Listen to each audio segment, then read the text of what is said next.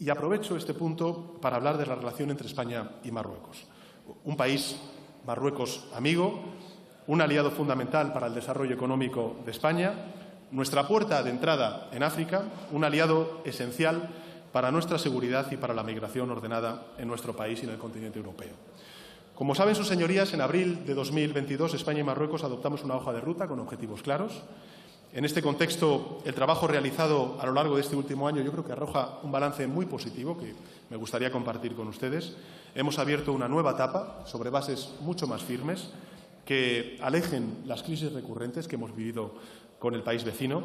Y en esos términos tengo la certeza de que los objetivos de esa reunión de alto nivel se alcanzaron con creces.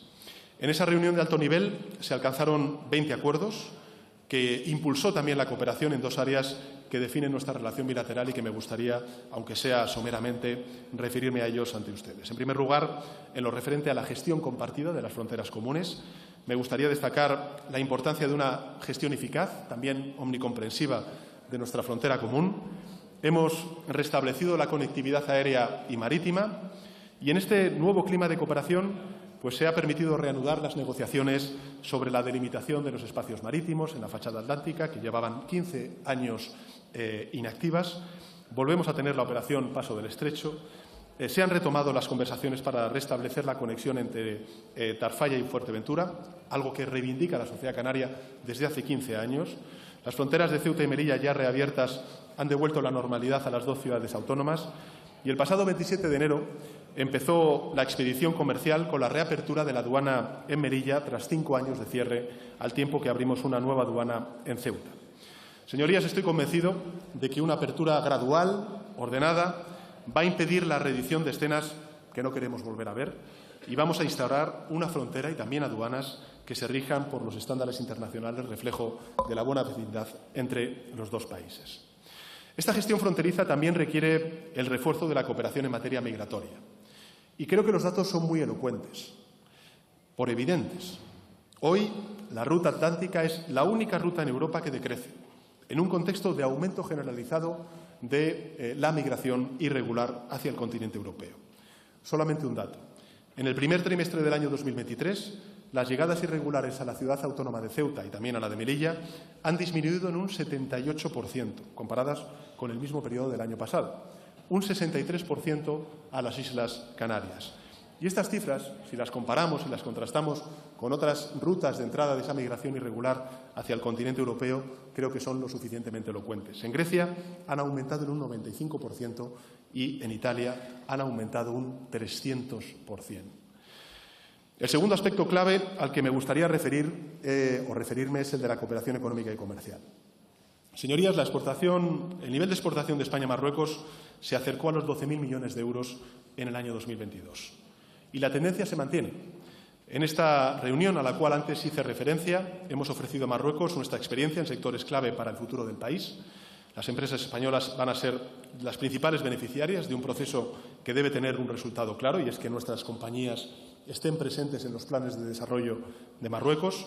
Y más que nunca en la historia de nuestra democracia creo que tenemos una gran oportunidad de situar las relaciones entre España y Marruecos bajo el signo de la cooperación genuina y mutuamente beneficiosa. Una relación basada en el respeto mutuo, en la ausencia de acciones unilaterales y también en el cumplimiento sistemático de los acuerdos.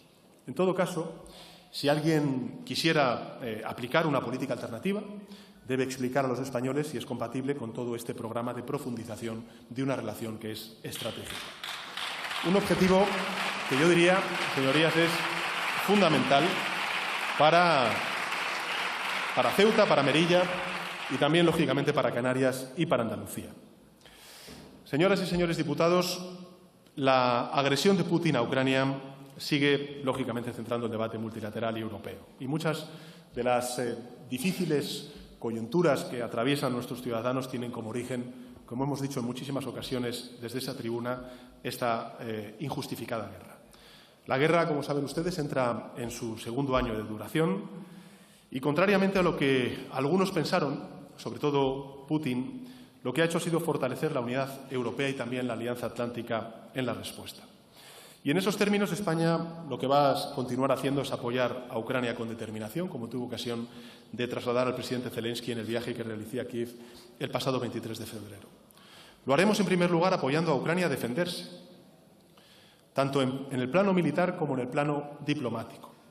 Al poco tiempo del inicio de la agresión, tomamos la difícil decisión de enviar material militar. No fue una decisión tomada a la ligera, ni tampoco en solitario, señorías.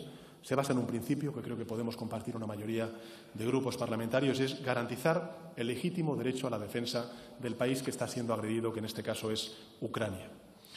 Las entregas de material se han hecho por dos vías, las conocen ustedes, es público, a través de la Unión Europea y también bilateralmente con Ucrania. Y en ambos casos se ha actuado coordinadamente con nuestros aliados, también con Ucrania, lógicamente, para asegurar que los envíos tienen un impacto efectivo en las capacidades defensivas del agredido, sin resultar, pues, en fin, una escalada de todo este conflicto. Y siempre, pues, sin merma significativa de nuestras capacidades nacionales de defensa. España, como saben, se ha sumado al grupo de países que entregarán tanques Leopard 2 a Ucrania. La ministra de Defensa ofreció en esta Cámara el pasado 29 de marzo detalles concretos sobre el acondicionamiento de las 10 unidades comprometidas con el presidente Zelensky en Kiev.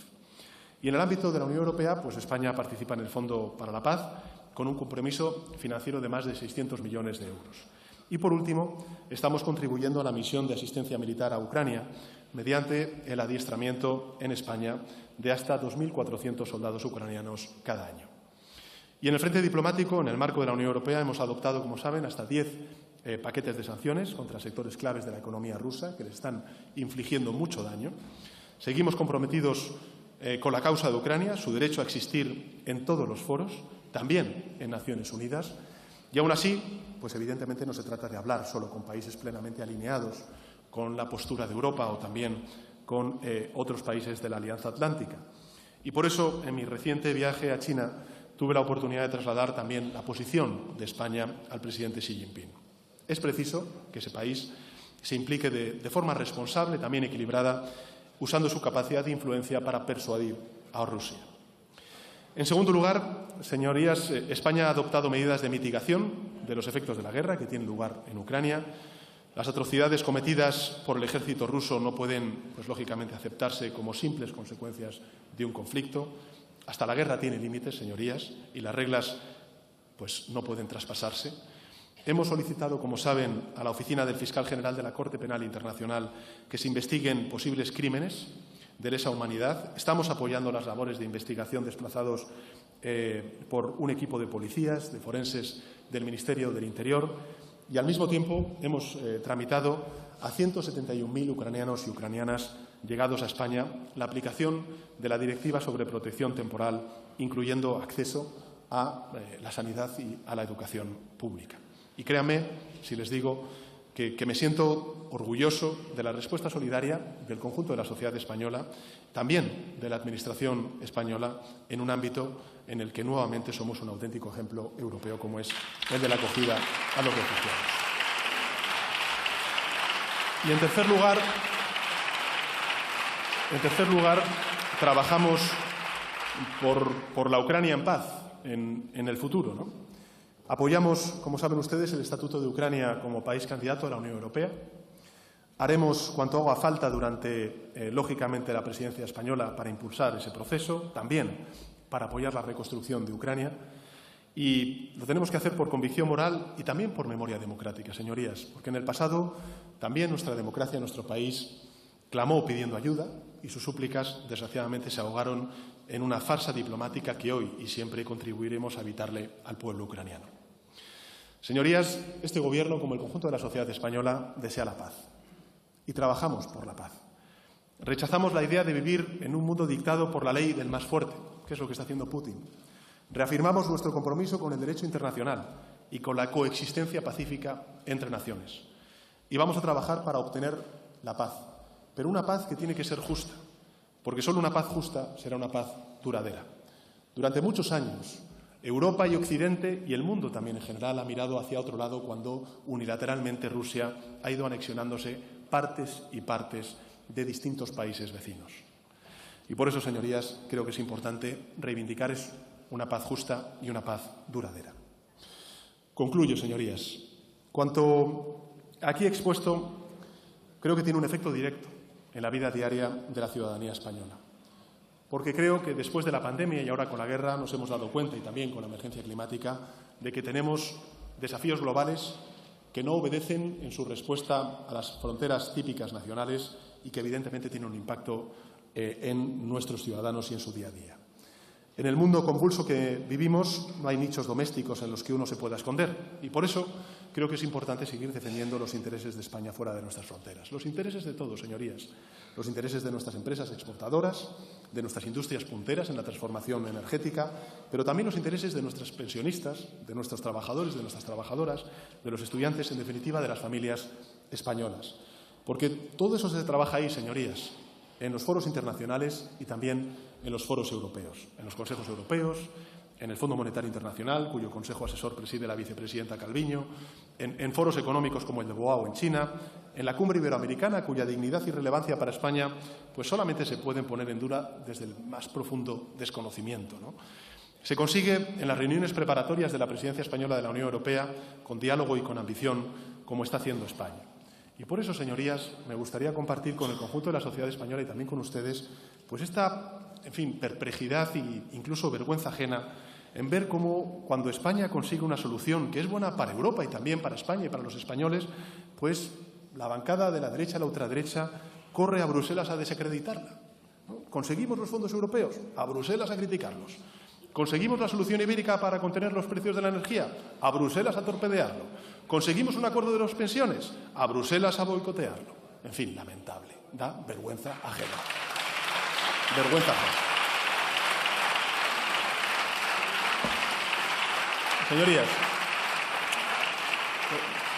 los fondos europeos de recuperación no se negocian desde la última fila. La solución ibérica se batalla. Las cifras récord de inversión extranjera de nuestro país no son fruto de la casualidad. Las reformas pactadas con la Comisión Europea, con los agentes sociales, respaldadas por una mayoría parlamentaria en esta Cámara, son el fruto de horas interminables y de extenuantes jornadas de negociación, de diálogo y de acuerdo. Hoy, por tanto, señorías, podemos decir que España pesa en Europa y cuenta en el mundo, y lo hace con una renovada proyección exterior. En un contexto tan duro como el que hemos vivido en estos últimos años, España responde como ha hecho siempre, creciéndose ante la adversidad, levantándose tras superar una pandemia, enfrentándose a las consecuencias devastadoras para la economía de una guerra en suelo europeo. En definitiva, señorías, España responde hoy como no lo hizo hace una década, protegiendo en lugar de recortar, avanzando en lugar de retroceder, acordando en lugar de imponer y con paz social frente a los conflictos sociales y los políticos del pasado.